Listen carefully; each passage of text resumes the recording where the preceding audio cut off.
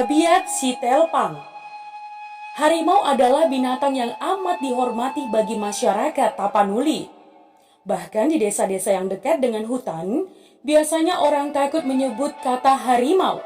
Ya, orang sering menyebutnya dengan sebutan opungi, yang artinya kakek atau buyut.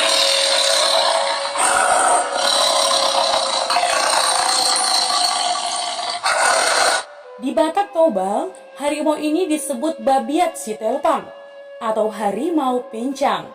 Disebut pincang karena konon harimau ini berkaki 3, sehingga ketika jalan kelihatan terpincang-pincang.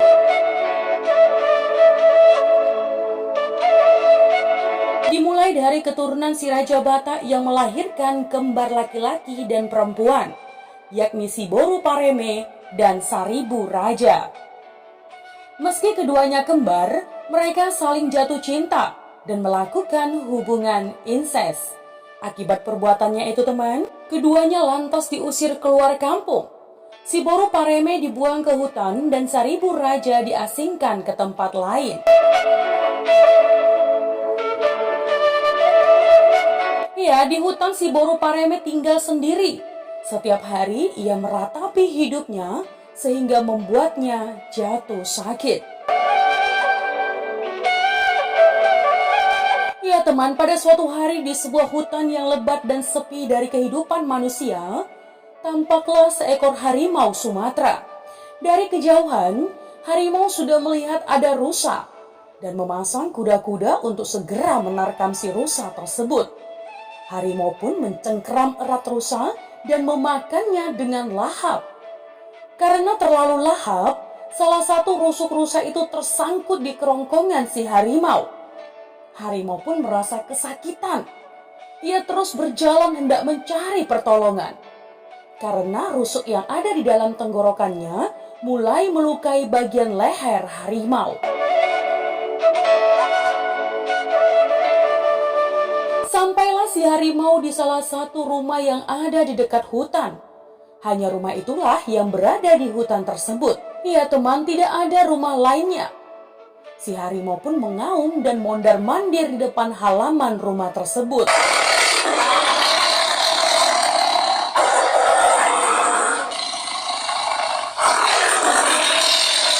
Ternyata di dalam rumah itu ada seorang perempuan yang tinggal di sana dan dalam posisi sedang hamil besar. Namanya Boru Pareme.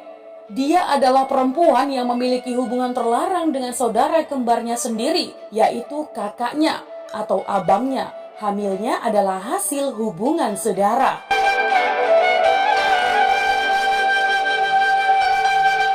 Boru Pareme dan saudara kembarnya Saribu Raja dibuang di hutan oleh saudaranya yang lain. Boru Pareme di hutan yang terdapat harimau di dalamnya. Sementara Saribu Raja dibuang ke hutan lainnya. Mereka dipisahkan.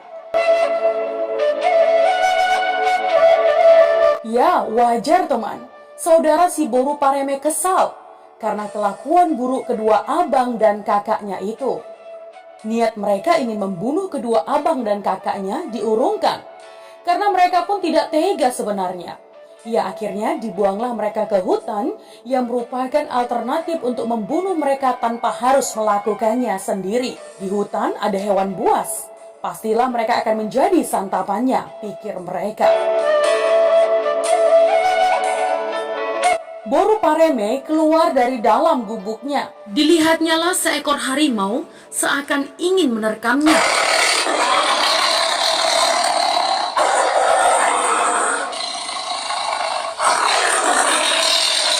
Biarlah aku mati jikalau harus diterkam oleh harimau ini.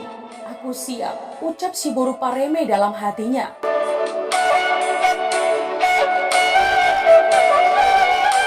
Boru Pareme pun menyerahkan dirinya kepada si harimau tersebut. Makanlah aku sudah siap, ucap Boru Pareme pada si harimau.